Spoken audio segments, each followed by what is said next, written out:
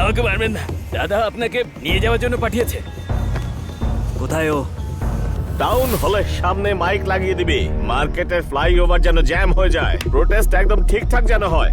আর হ্যাঁ, প্রোটেস্ট সে যেই করুক না কেন, আর তার পরিণাম যাই হোক না কেন, কিন্তু এই সবের ফায়দা যেন আমার ঘরেই ওঠে। ঠিক আছে, স্যার। হ্যাঁ। যে নিজের ফায়দার কথা ভাবে সে কখনোই লিডার হতে পারে না। অন্যের মাথায় পা দিয়ে কেউ কখনোই বড় হতে পারে না। বড় হওয়ার জন্য দুটো জিনিস দরকার। যদি মনে ভালোবাসা থাকে তবেই বড় হতে পারবে। উকিল সাহেব, তোমার কথা কোটেই ভালো লাগে। এখানে এসে রাজনীতিটা করো না, আর এই ভুলটাও কখনো করার চেষ্টা করো না। ভেবে নিও, যে ভাবে সে ভুল করে না, আর যে ভুল করে সে কখনোই ভাবে না। তোমার বোন বিয়ে করার আগে একবারও আগে পিছে ভাবেনি, তখনও ভুল করেছে হয়তো, কিন্তু এখনো ভেবে চিন্তেই ওর সাথেই থাকছে। ওদেরকে দেখে তোমার খুশি হওয়া উচিত। তোমার বোনের সংসার ভাঙতে চলেছিল। যদি তুমি ওর ভালো দাদা হতে তাহলে ওকে কোর্টে নিয়ে যেতে না। নিজের ভালোবাসা পাওয়ার জন্য অনেক কিছু করতে হয়, আর ভালোবাসা পেয়ে সেটাকে হারিয়ে ফেলা অনেক দুঃখের ব্যাপার। লাভ লোকসান ভাবা তোমার মতো মানুষরা ভালোবাসার ব্যাপারে কি বুঝবে? তোমার বোন কিসে আনন্দ পায় সেটা তুমি জানতে পারোনি, তাহলে তুমি সমাজের খুশি কি করে বুঝবে?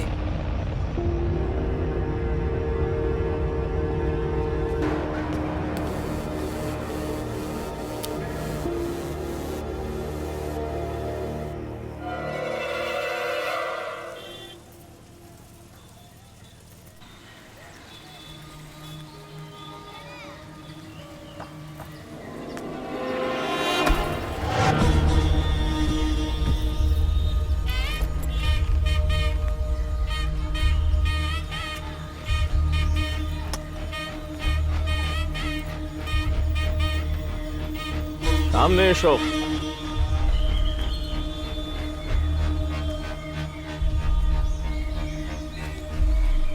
প্রণাম করে আশীর্বাদ নাও। আরে আশীর্বাদ করুন। আশীর্বাদ করুন, সুখী হও। ভিতরে আসুন। এ হলো আমার বোন উমা। ওর বিয়ে হয়ে গেছিল, কিন্তু বিবাহিত জীবনে সুখী ছিল না। সেই জন্য আপনার ছেলের কাছে এসে ডিভোর্স করিয়ে দেওয়ার কথা বলেছিলাম, কিন্তু সে বলল ডিভোর্সের কেস সে নাকি নেবেই না।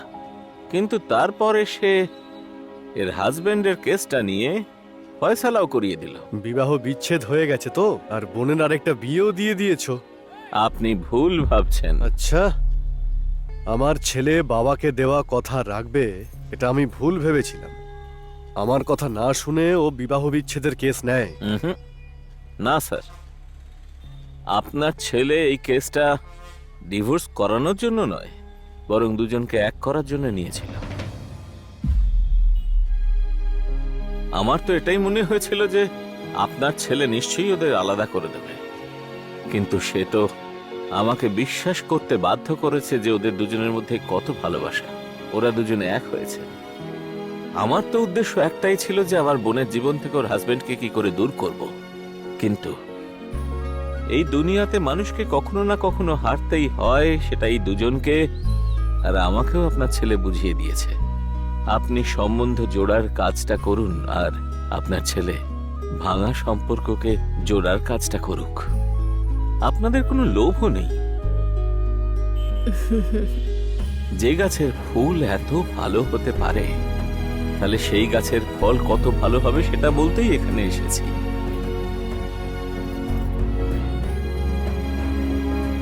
আপনাদের দেখে খুব ভালো লাগলো, এখন চলি। আচ্ছা, আসি তাহলে।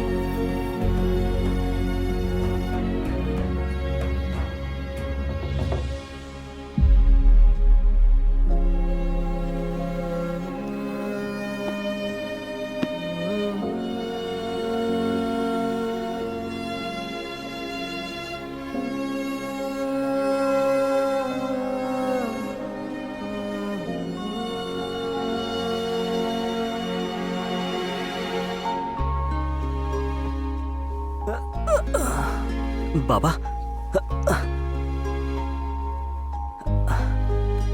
ক্ষমা করে দে আমাকে বাবা। কেন বাবা? আমার ছেলে কোনোদিনও খারাপ কাজ করতে পারে না এটা ভেবে আমি নিজেই তোর ব্যাপারে, কিন্তু আমি ভুল ধারণা করে নিয়েছিলাম। এটা কি হচ্ছে বাবা? বাচ্চাদের মতো কাঁদছো। যা হয় ভালোর জন্যই হয়। তুমি আমাকে বিশ্বাস করো আর আমাকে ভালোবাসো। আর কি দরকার আমার? বাবা, যে সম্পর্কগুলো ভাঙে সেগুলো আমাদের পরিস্থিতি নয়, আমাদের ভাবনার অংশ। সমস্ত উকিলেরা ডিভোর্স কেস নিয়ে সম্পর্ক ভাঙে, আমি এটাই সব সময় ভাবতাম, কিন্তু ভাঙা সম্পর্ক জুড়তে পারে এটা তুই প্রমাণ করে দিয়েছিস আমার বাবা। তোকে নিয়ে আমি গর্বিত রে। আমি কুষ্ঠি মিলিয়ে ওদের ভালো ভাগ্য দেখে যে বিয়ে দিয়েছিলাম সেটা ভাঙায় আমার খুব কষ্ট হয়েছিল, কিন্তু এই জন্মকুষ্ঠি কুষ্ঠি থেকে কিছুই গুরুত্বপূর্ণ নয়। শুধু পবিত্র মন থাকাটা জরুরি। সব সময় ভালো কাজ করতে থাক। ব্রেকিং নিউজ, হেলথ মিনিস্টারের সচিবালয়ে ডাক্তারদের ঘেরাও, আর ওখানে হাজার হাজার মানুষ জড়ো হয়েছেন। অসংখ্য প্রাইভেট ডক্টর সরকারের বিরুদ্ধে আন্দোলনে যাচ্ছে। আজ থেকেই শুরু হচ্ছে তাদের আন্দোলন।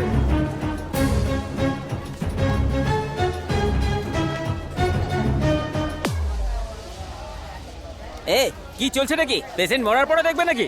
আমাদের তো এখানে এসে প্রায় 2 ঘন্টা হয়ে গেছে। আমি চেক করছি তো একসঙ্গে কতজন পেশেন্ট দেখবো। আপনি একটু কেমন শান্ত ডাক্তার হন। এরা?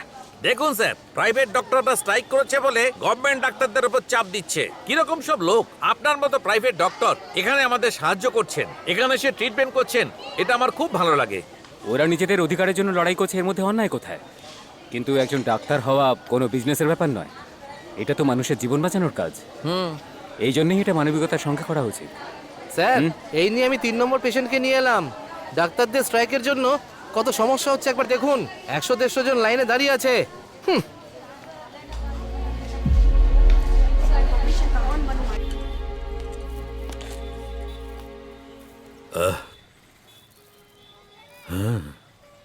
অনন্ত, হ্যাঁ আঙ্কেল, এমনি আমি খোঁজ খবর নিতে চলে এলাম। ওই সাবিত্রী ঠিক আছে তো? হ্যাঁ বেঁচে আছে। সব জানি আমি। হ্যাঁ, কফি খাবে না চা খাবে? কিচ্ছু না আঙ্কেল, সাবিত্রীর কেসটা স্টাডি করেছি আমি। সত্যি বলতে তোমার ভয় পাওয়ার কোনো দরকার নেই। আমার মেয়ের জীবনে বিষ খাওয়ার মতো বড় ঘটনার পরে কোর্টে কেস করার কি উদ্দেশ্য? এতে কোনো লাভ হবে না, উল্টে আমাদের সম্মানটাই নষ্ট হবে। মা সাবিত্রী, এর জন্য 1 গ্লাস ঠান্ডা শরবত নিয়ে এসো। আঙ্কেল, আমি সব বুঝতে পারছি, সেই জন্যই আমি এই অবধি এসেছি। আমি তোমাকে হাত জোড় করে বলছি, আমার মেয়ের জন্য আর তোমায় চিন্তা করতে হবে না।